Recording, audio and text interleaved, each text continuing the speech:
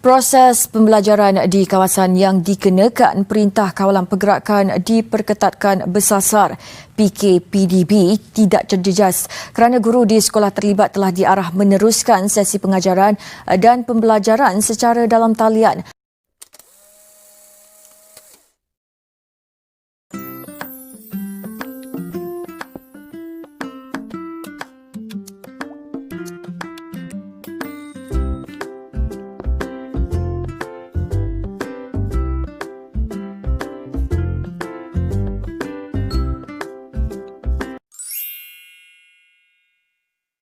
Assalamualaikum warahmatullahi taala wabarakatuh. Terlebih dahulu saya ingin memperkenalkan diri. Nama diberi Siti Hajar binti Muhammad Yusof. Saya merupakan pelajar ijazah sarjana muda dengan kepujian pengurusan kerja sosial daripada Universiti Utara Malaysia. Baiklah, tujuan saya membuat video ini adalah untuk subjek komunikasi dalam kerja sosial. Sebelum saya meneruskan, bolehkah Encik memperkenalkan diri terlebih dahulu? Nama diberi Nur Syazina Haida binti Halim. Saya berumur 18 tahun. Saya merupakan pelajar di IPG Kampus Pendidikan Teknik Negeri Sembilan dan saya merupakan pelajar program persediaan ijazah sarjana muda perguruan semester 1 dan saya mengambil kos pendidikan Islam. Baiklah. Seperti kita tahu, negara kita sekarang sedang dilanda wabak penyakit yang berbahaya iaitu COVID-19. Jadi, pelbagai inisiatif yang kerajaan telah ambil daripada ia terus merebak. Selain daripada itu, ia juga telah memberi kesan kepada pelajar seperti kita iaitu terpaksa mengikuti pembelajaran secara atas talian. Adakah Encik setuju dengan pernyataan tersebut? Saya sangat setuju. Okey, baiklah.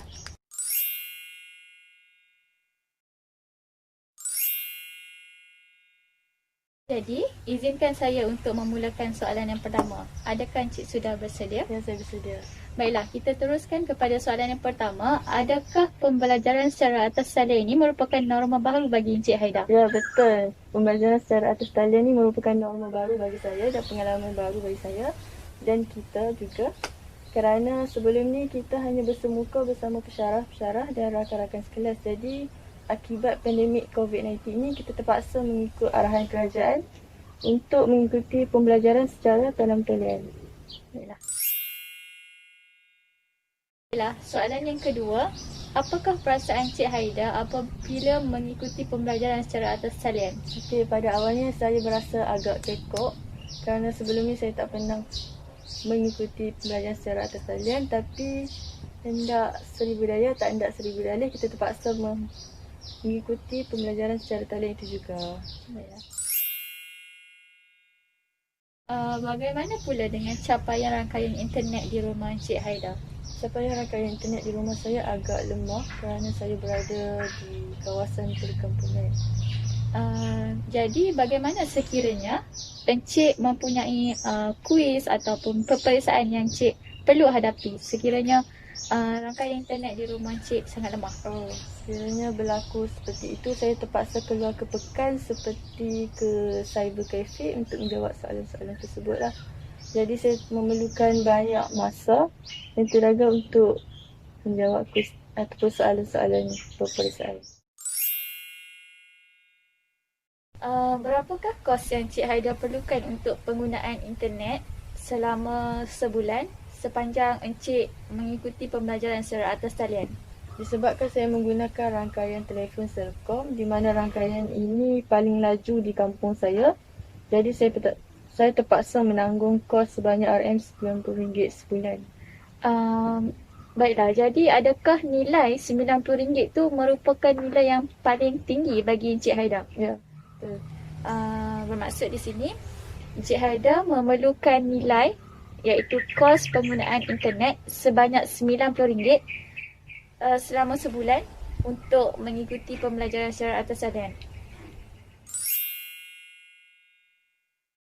Baiklah, selain daripada penggunaan internet Encik Haida sangat lemah, jadi apakah cabaran atau masalah lain yang Encik sering hadapi semasa kelas secara atas talian? Okey, cabaran lain yang saya hadapi seperti saya mengalami masalah gangguan bunyi kerana saya mempunyai adik-adik kecil yang bila mana saya hendak membuat pembentangan secara berkumpulan, ada ayam berkokok, bunyi kenderaan dari jalan dan adik-adik menangis. Jadi saya sukar untuk membuat pembintangan itu secara lebih berkesan dan produktif. Adakah Encik Haida rasa kelas secara atas talian ini memberi beban kepada Encik? Terangkan mengapa? Ya, agak memberi beban kepada saya kerana selain daripada masalah rangkaian internet, gangguan bunyi, saya juga mempunyai masalah lain seperti sebagaimana kita tahu, kita apabila kita berada di rumah, kita mempunyai dua tanggungjawab, iaitu tanggungjawab sebagai seorang pelajar dan tanggungjawab sebagai seorang anak. Jadi saya perlu menolong ibu saya memasak, mengemas rumah, menjaga adik-adik. Dalam waktu yang sama, saya terpaksa mengikuti pembelajaran secara atas talian. Jadi masa yang saya perlukan itu agak terhad dan saya harus menyusun jadual belajar saya secara lebih berkesan dan teratur. Bolehkah saya tahu bagaimanakah cara Encik Haida menumpukan perhatian semasa kelas sedang berjalan?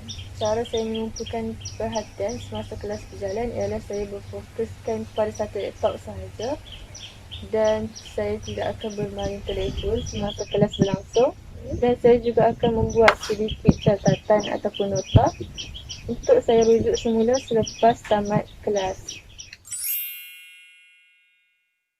Seperti kita tahu, sebagai seorang pelajar, tugasan yang akan diberikan oleh pensyarah terbahagi kepada dua, iaitu individu dan juga berkumpulan, kan? Jadi, bagaimana Encik Haida dan rakan-rakan mengendalikan perbincangan, terutama sekali apabila hendak menyiapkan tugasan secara berkumpulan yang telah diberikan oleh pensyarah? Okay. Saya dan rakan-rakan akan menggunakan aplikasi WhatsApp ataupun Telegram untuk membincang tentang aktiviti ataupun tugasan berkumpulan, ataupun kami menggunakan aplikasi Google Meet untuk berbincang secara lebih bersemuka. Jadi di sini Cik Haida dan rakan-rakan tetap membuat perbincangan secara atas talian dengan menggunakan aplikasi-aplikasi tersebut. Ya, betul. Baiklah, soalan yang seterusnya, adakah keluarga Encik memahami situasi Encik pada masa kini di mana kita sebagai pelajar terpaksa mengikuti pembelajaran secara atas talian? Ya, keluarga saya sangat memahami situasi saya sekarang. Jadi mereka tidak akan mengganggu waktu saya kelas hingga tamat selesai kelas. Jadi disebabkan oleh hal itu, Encik memang tak ada sebarang gangguan lah, dan Encik dapat memberi tumpuan sewaktu kelas sedang berjalan. Ya, betul. Bolehkah saya tahu sepanjang pembelajaran secara atas talian, gadget apa yang Encik Haida selalu gunakan? Saya selalu gunakan gadget telefon bimbit dan juga laptop. Okey. Adakah Encik Haida rasa pembelajaran secara bersemuka lagi mudah daripada pembelajaran secara atas talian? Ya, betul. Saya lebih suka bersemuka dalam pembelajaran. Dalam sehari, Encik Haida mempunyai berapa kelas yang Encik perlu menghadiri? Saya perlu menghadiri kelas sebanyak 4 kelas dalam sehari. Jadi pada pukul berapakah Encik mula dan pada pukul berapakah Encik tamat kelas tersebut? Saya akan mula berkelas pada pukul 8 pagi sehingga pukul 5 ataupun 6 petang, dan kami akan diberikan masa untuk rehat pada pukul 1 petang hingga 2 petang.